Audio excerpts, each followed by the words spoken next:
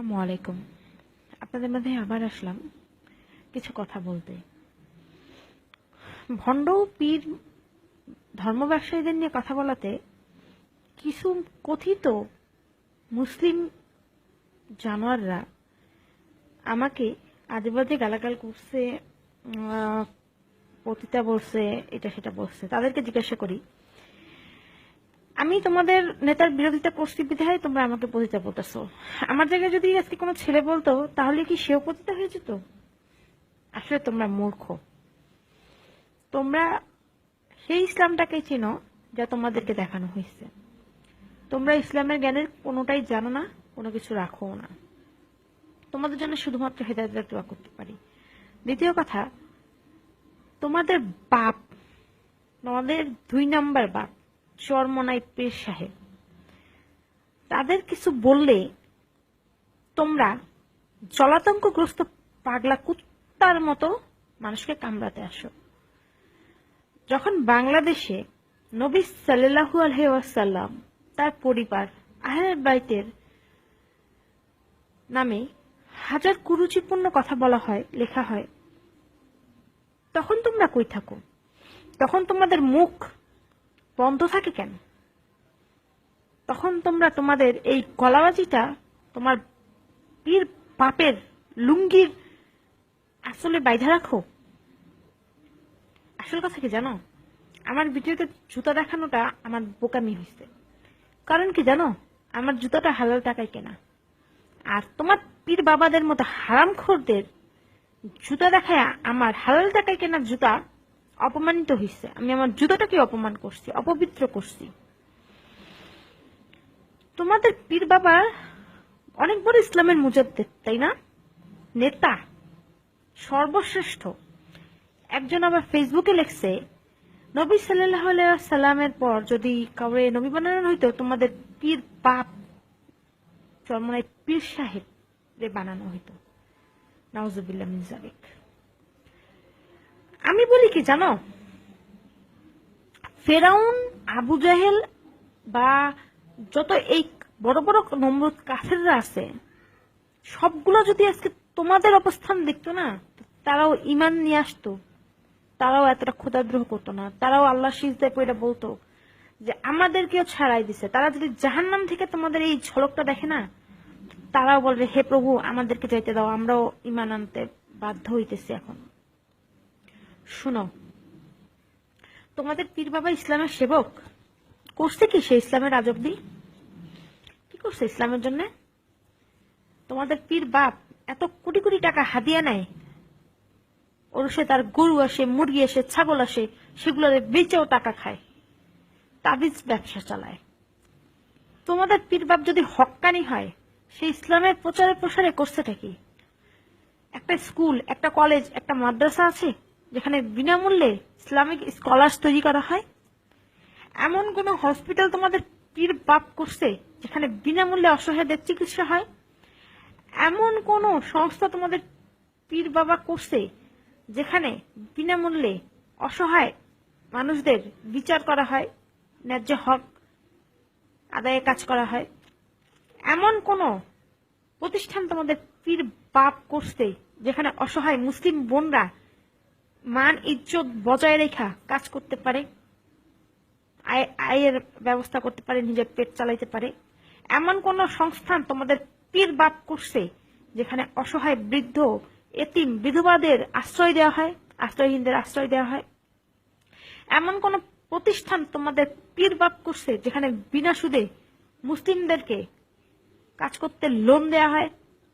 এমন কোন উৎস তোমাদের পীর বাপ করছে যেখানে অসহায় মুসলিমদেরকে বা অমুসলিমদেরকে, অসহায় সমাজের স্বর্ণ ছাড়া ছিন্নমূল মানুষদেরকে 2 বেলা খাবারের ব্যবস্থা করা হয়? তোমাদের পীর বাপ ইসলামের প্রচারে প্রসারে করছেটা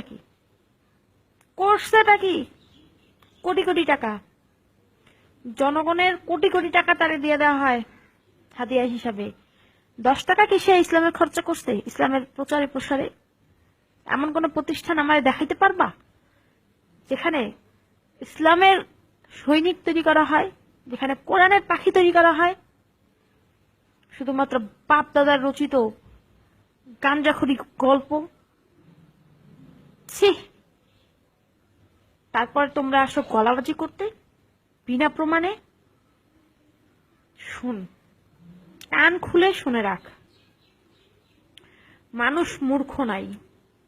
তোদের পীর বাপের গাঁজাখুরি গল্পে মানুষ আর নাচবে না। কোরআন এবং হাদিস এই দুইটা হবে মুসলিমের অনুসরণের পথ। তোদের পীর বাপের ব্যবসা, ধর্ম ব্যবসা শেষ। এখন থেকে সাবধান হয়ে যা। আমরা কোরআন খুলে দেখতে জানি। কোরআন এবং হাদিস হিন্দু ধর্মের শাস্ত্র কিতাব না যে শুধুমাত্র পণ্ডিতরা, শুধুমাত্র ব্রাহ্মণরা সেটা গচ্ছিত রাখবে আর আমজনতা তাদের পাঁচাটা কুকুর হয়ে থাকবে। কোরআন এবং হাদিস নিয়ে কথা বলার হক প্রত্যেক মুসলিমের। কোরআন এবং হাদিস নিয়ে চর্চা করার হক প্রত্যেক মুসলিমের। দলিল চাওয়ার হক রাখে প্রত্যেক মুসলিম। তোদের পীর বাপের কাছে যাই আমরা বলতে পারি, আপনি যে হক্কানি তার দলিল দেন, আপনি যে গাঁজাখুরি গল্প করেন তা কোরআন এবং হাদিস থেকে বর্ণনা করেন। আমি কিয়ামত পর্যন্ত সময় দিলাম, কিয়ামত পর্যন্ত সময় দেওয়া হইল, পীরতন্ত্রকে কোরআন এবং হাদিস দ্বারা প্রমাণ করতে পারবে না। কোরআন এবং হাদিস দ্বারা পীরতন্ত্র কায়েম করা যাবে না। পীরতন্ত্র হচ্ছে ইসলাম বহির্ভূত আকীদা, বিদায়াত কুফরি মতবাদ। তৃতীয় কথা হইল, কাউরে কোন নারী যদি হক কথা বলে, তারে পেশা বললে তার কিছু যায় আসে না, তার জন্য আল্লাহ যথেষ্ট। কোন নারী যদি অন্যায় কথা বলে তাহলে প্রমাণ করতে হবে কোরআন এবং হাদিস দ্বারা। আমি একজন মুসলিম, আমি সত্য জানার হক রাখি, সত্য জানতে দাবি করতে পারি, দলিল চাইতে পারি। যেখানে খোদ নবী সাল্লাল্লাহু আলাইহি ওয়াসাল্লামের মোহর দেখার পর সালমান ফার্সি ঈমান আনছিলেন। সালমান ফার্সি মোহর দেখতে চাই, বুঝতে পেরে নবী সাল্লাল্লাহু আলাইহি ওয়াসাল্লাম তার কাঁধের চাদর ফেলে দিছিলেন। সেখানে আমি কিভাবে তোর পীর বাপরে বিনা প্রমাণে হক্কানি মেনে নিব? ইসলাম অন্ধবিশ্বাসের নাম না, ইসলাম হচ্ছে সুস্পষ্ট একটা আলো। প্রত্যেকটা কথার দলিল থাকতে হবে যেটা ইসলামের ব্যাপারে বলা হবে। বাংলাদেশে ইসলামের প্রচারে প্রসারে তোমাদের পীর বাপ কোনো কিছু করতে পারে না, আর তোমরা আসছো পীর বাপের দালালি করতে। ওই তোর পীর বাপের বললে তোদের এত খারাপ লাগে কেন? হ্যাঁ, পীর বাপের বললে তোদের এত খারাপ লাগে যখন বাংলাতে আমার নবী সাল্লাল্লাহু আলাইহি ওয়াসাল্লামের পরিবারে গালি দেওয়া হয়, যখন নবী সাল্লাল্লাহু আলাইহি ওয়াসাল্লামের গালি দেওয়া হয়, যখন নবী অপমান করা হয়, তখন তোরা কই থাকোস? তোরা থাকোস কই? তখন তোদের জুতা হাতে উঠে না? তখন তোদের গলার মধ্যে আওয়াজ আসে না? পীর বাপ, এই তোদের পীর বাপ ধর্ম আনছে? তোদের পীর বাপরা ব্যবসা করলেও ইসলাম টিকবে, না করলেও ইসলাম টিকবে।